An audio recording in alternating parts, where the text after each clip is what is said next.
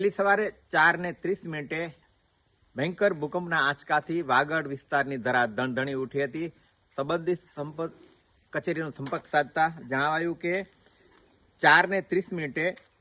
4.6 નો આંચકો રાપરથી 22 કિલોમીટર અંતરે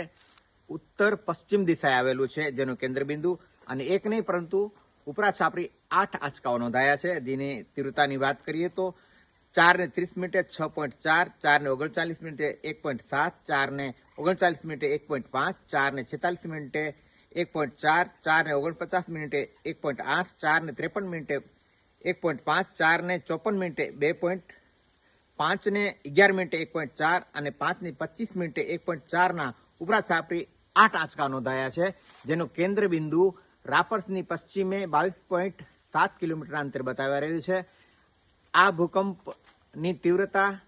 આજે પણ 26મી જાન્યુઆરી 2001ને યાદ કરાવી રહી છે અને જેમ 26મી જાન્યુઆરી નજીક આવી રહી છે ત્યારે ભૂકંપના આંચકાઓ ભય ફેલાવી રહ્યા છે